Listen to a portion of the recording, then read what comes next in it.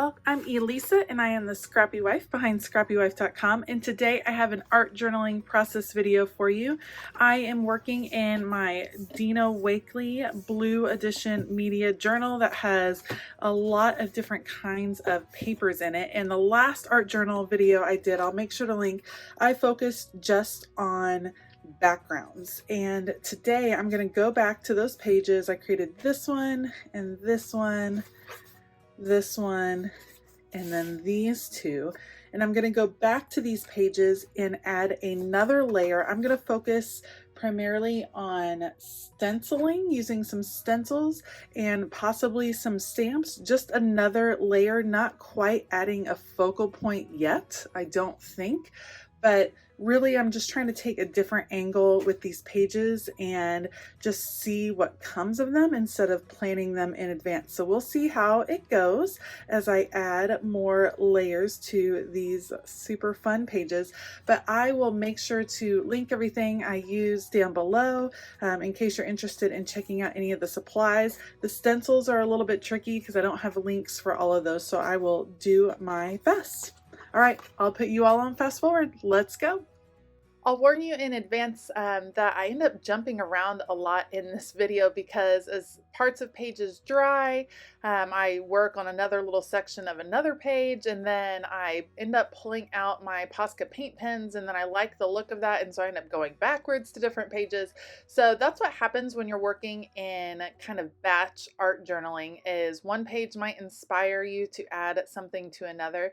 So that's just how this video ends up going. So I have this pretty vine stamp, and this particular page to me looked like kind of a brick wall. That was what the stamping in the background kind of reminded me of, and so I wanted to add vines going up this brick wall, and it's a very delicate stamp, and so my vines end up being a little bit hard to see.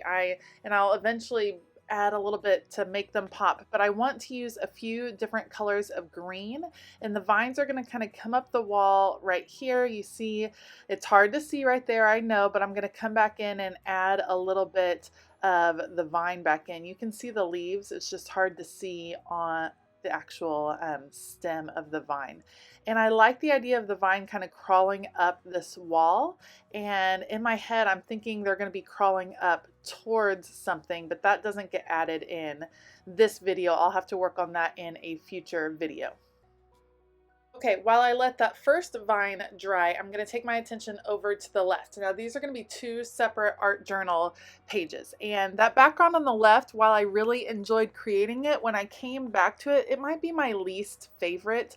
I'm not sure what I want to do with that. So I pulled out some gold acrylic paint from Jane Davenport and a masking stencil. So this is a different type of stencil, and I'm going to use it. I speed it up a lot here so you don't have to watch me do this forever, but it leaves the impression in the background. However, it soaks in the acrylic paint so much that the masking, you don't quite see the stencil. It's gonna look like a lot of gold, which I don't really mind. Like I said, this background wasn't my favorite, so changing it up wasn't a big deal for me. But I'll be interested to see how this page ends up evolving as I add a focal point next video, because here you see a slight impression of the florals, but not a lot. And so I wanted to bring some gold down to the bottom, so I choose a different kind of stencil down here, and I'm gonna add again some gold and kind of trail that gold to the bottom. And I like how it turns out. What I'm thinking is that in this bottom left corner, after you see me remove the stencil, that is where my focal point is gonna be. I kind of think it looks like a girl's hair. So we'll see how it turns out once I continue to work on this page. But like I said, I didn't mind because the background wasn't my favorite, so a lot of it does get covered up. I just wish that the impressions had come out a little bit crisper, and I'll add a little bit more to it as we work through these stencil techniques. Okay, back here on the right, the same stencil as before, but this time I have flipped it over so it's the opposite way of what it was before, and I'm using a different color of green just to add some contrast, filling it in. I also chose to use a bigger, fluffier brush, and I actually think that that worked a little bit better for this particular stencil. You want to be careful that you're not pushing too much paint through your stencils if you're using something like acrylic paint, because it will end up just smushing under the edges, and you'll see that in an additional art journal page that I do here in a minute. My whole stencil shifted. It scared me. I thought I had smeared the whole thing, but it all worked out. So pull that up, and that one you can see came out much clearer, I feel like. And so now I'm going to go back through again, adding the vine in just by hand, because that was really a fine, delicate part of that stencil. So it's hard to get paint in there. And so I think adding it in by hand really makes it pop just a bit more. As I dry this page, I'll warn you ahead of time, I lost some footage. I forgot to restart my camera when I go to the next page. So you're gonna get to see it in progress here. And what I did was I had that triangle stencil over on the left, and I used some white acrylic paint. And this is the example of I put too much acrylic paint, and you can see how smushy those triangles look. But what I like is how I ended up solving that problem. So there's nothing wrong with them being a little smushy. I used a sponge that ended up having a little bit of water in it, and that's what happened with this. But what I like about what's on the page so far is that because there was distress in the background, some of the white took in the distress ink, which was very cool. So you get some cool faded effects. Now I'm just coming in with a paint pen, and I am just being really messy, tracing these triangles, and I am loving this effect. They just pop off the page. This page, I think, is continuing to be one of my favorites. I didn't add, this is all I added as far as stenciling for this page, just because the background came out so beautifully. I think these white triangles pop off super well. I'm not totally sure. They kind of look like diamonds to me at this point, maybe in a diamond cave, but I'm not totally sure where this one is going, but I'm loving that art page. So that was that for that one. All right, if you remember from my previous video, these were the two pages that went terribly wrong, and I had to kind of paint over and adjust, and so I'm a little bit nervous to get going on them. I want to bring in a contrasting color. So this is kind of a baby blue. It's called Cornflower from the Target line of Handmade Modern, and I have that mandala symbol, and I want to just kind of pop that blue. So I love how this comes out.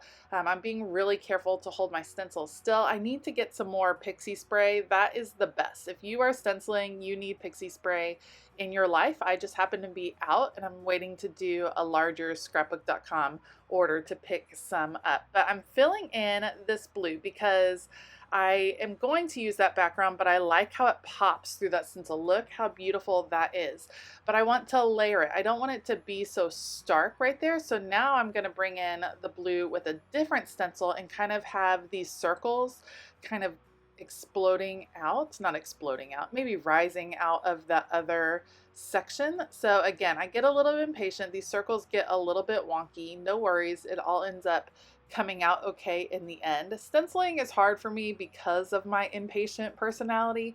If I went a little slower, I know I would get better images, but I am just plopping paint and going on with my life. So covering this in blue, and super pleased with how it brings the blue up to the top of the page. And I'll end up coming back again a third time. So now I want to bring some more pink to the bottom of the page. The two don't feel connected to me. The image at the bottom left and then the circles at the top just don't feel connected. So I'm going to bring some more circles and layer them over here at the bottom. And this time I've picked up the shell color of acrylic paint, and it brings in some of that pink that is in the background. And that kind of helps bring the page together to me, just those little circle layers. And I'm going to come back and add a little bit more as we go. So that kind of makes that mandala image fade to the background, and now those circles are in the front. So we'll see how that ends up. In my backgrounds video, a lot of you said that this ended up being your favorite page with the gessoed brick pattern. going on, and it did end up very cool. So I am going to, this time, instead of using paint through my stencil, I'm using my paint pen and tracing some of these stars very carefully with the black paint pen. This stenciling is really going to pop. While the other stenciling I've added thus far is really kind of fading in ways or just part of the background, this is bringing something straight up into the foreground, and I'll be interested to see when I add a focal point how those stars are going to relate to the focal point. So there's the first set of stars. Now I'm going to come and add a set here towards the bottom. Same idea, I'm just tracing it with my black Posca paint pens. I'm loving these paint pens. I've been using them like crazy. These have a broader tip. I know they also have a line with a finer tip, which I think would be fabulous for adding some different lettering over the top of art journaling pages, but these have held up really well, so I definitely would recommend them. I have a smaller set, not a really wide range of colors. I kind of wish I had some more colors to choose from, but loving how they're holding up. And I mean, these are rough pages. This is like burlap over here in denim, and they are doing it.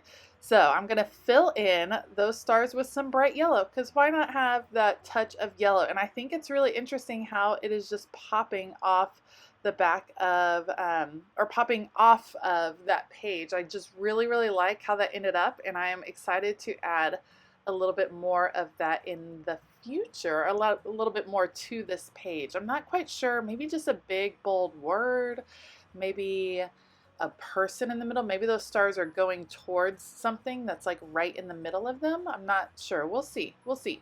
Now I wanted to add a little bit more yellow, and for some reason I like my splatter technique. You can't see it right here. There are some splatters. I just wasn't using enough water, and I kept adding paint and then more water, and I could not get my splatter going. So I promise they are there. You can see some splatters. You just can't see them on the film. So that's okay.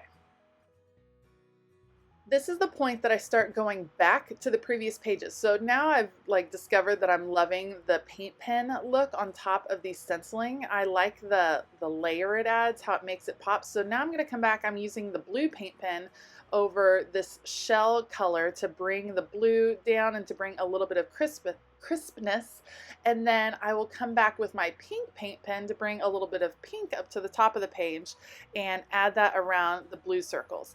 I'm not totally sure. This page is probably my biggest question mark. I'm not sure where I'm going with this page. I have an area for a focal point, but we'll see how that ends up. And now I'll highlight my vines a little bit more with a white paint pen. It looks pretty stark right now because it's popping off so much. In person it doesn't look quite the same, so I'm adding some little highlights on the leaves, and again it's bringing those vines out. They'll be reaching up towards something, I think. That you can see me, I'm kind of pondering. I end up stopping and pondering to see what would happen. Now here is, you guys might have to help me. So I couldn't leave well enough alone, so I came back. I wanted to play with the paint pens more, and I started tracing some of the florals. Well, couldn't see all the lines that I was going to trace, so I end up adding 2 flowers. Well, 2 is not a great number. If you know art and design, you always want to add things in groups of 3s or 5, something in an odd number. So I end up with these 2 flowers, so now it feels odd. I don't know that I can trace the florals in the bottom right corner. So I'm like, oh my goodness, what am I going to do? Well, I'm going to pull out another stencil because this is all about stenciling. So I come back with a white paint pen, and I am filling in these hearts.